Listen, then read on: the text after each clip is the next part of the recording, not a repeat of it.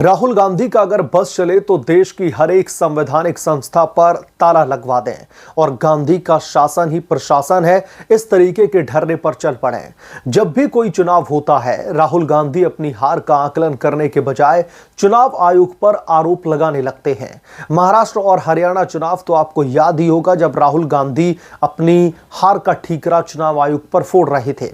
राहुल गांधी ने पिछले हफ्ते कई अखबारों में लेख के जरिए पिछले साल महाराष्ट्र विधानसभा चुनाव में कथित धांधली का आरोप लगाया था और चुनाव के संदर्भ में मैच फिक्सिंग जैसे शब्दों का इस्तेमाल किया था।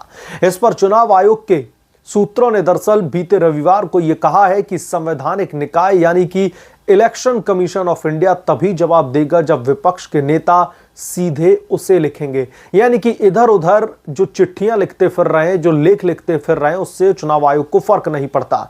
उन्होंने यह भी बताया कि अपने संपर्क अभियान के तहत चुनाव आयोग ने सभी 6 राष्ट्रीय दलों को अलग अलग बातचीत के लिए बुलाया था। इस न्योते पर 5 दलों ने चुनाव आयोग के शीर्ष अधिकारियों से मुलाकात की, लेकिन कांग्रेस ने 15 मई की बैठक को रद्द कर दिया। चुनाव आयोग के सूत्रों की ओर से महाराष्ट्र चुनाव में धांधली के उनके आरोपों को खारिज किए जाने के बाद में राहुल गांधी ने कहा है कि टाल मटोल करने से विश्वसनीयता की रक्षा नहीं होगी, बल्कि सच बोलने से इसकी रक्षा होगी। निर्वाचन आयोग यानी कि ईसीआई में उच्च पदस्थ के जो अधिकारी हैं, उनके मुताबिक राहुल गांधी की टिप्पणियां बिना किसी ठोस और प्रमाणिक आधार या फिर तथ्यों के की गई हैं। उन टिप्पणियों के 2 दिन बीत जाने के बावजूद ईसीआई को उनसे कोई भी शिकायत या फिर मुलाकात के लिए अनुरोध पत्र प्राप्त नहीं हुआ है। यानी शिकायतें वाजिब आधार और सबूतों पर आधारित हैं, तो फिर आखिरकार राहुल गांधी ने इलेक्शन कमीशन ऑफ इंडिया से मिलने का समय क्यों नहीं मांगा? आयोग के सूत्रों के मुताबिक जहां तक कांग्रेस का सवाल है, तो ईसीआई ने 24 दिसंबर 2024 को अपना उत्तर कांग्रेस पार्टी को दे दिया था। यह जवाब ईसीआई की वेबसाइट पर भी अपलोड किया गया है। ईसीआई ने कांग्रेस के जिला अध्यक्षों को सलाह दी है कि वो अपने अपने जिलों के सभी मतदान केंद्रों के लिए बूथ स्तर एजेंट यानी कि बीएलए नियुक्त करें।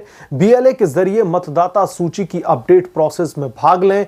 यह कवायद हर साल और हर चुनाव से पहले की जाती है। अब यहां पर हैरानी की बात देखिए और कांग्रेस पार्टी की हिपोक्रेसी देखिए। कांग्रेस पार्टी तो छोड़िए, राहुल गांधी की हिपोक्रेसी देखिए। महाराष्ट्र और हरियाणा के विधानसभा के चुनाव में कांग्रेस पार्टी को जब करारी हार का सामना करना पड़ता है, जब राजनीतिक अखाड़े में भारतीय जनता पार्टी इन्हें चारों खाने चित कर देती है, तो फिर राहुल गांधी मैच फिक्सिंग का आरोप लगाते हैं। सीधे तौर पर चुनाव आयोग पर ही अपनी हार का ठीकरा मढ़ने लगते हैं और पता नहीं क्या क्या आरोप लगाए जाते हैं और कहा जाता है कि मैच फिक्स्ड है। इसके बाद में चुनाव आयोग की तरफ से 6 जो नेशनल पॉलिटिकल पार्टीज हैं, उनको न्योता भेजा गया, उनको इनविटेशन भेजा गया कि आप आइए, आपको जिस भी तरीके की शंका है उस शंका का निवारण हम करेंगे। 5 पॉलिटिकल पार्टियां वहां पर पहुंचती हैं, लेकिन कांग्रेस पार्टी वहां पर नहीं पहुंचती है, जबकि राहुल गांधी खुद ही मैच फिक्सिंग के आरोप लगा रहे हैं।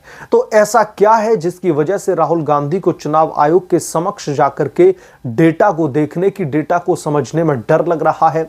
क्या राहुल गांधी का झूठ का पुलिंदा लोगों के बीच में एक्सपोज हो जाएगा? राहुल गांधी का जो फर्जी जो प्रोपेगेंडा रहता है इलेक्शंस को लेकर के, वो एक्सपोज हो जाएगा? इसका डर है राहुल गांधी को।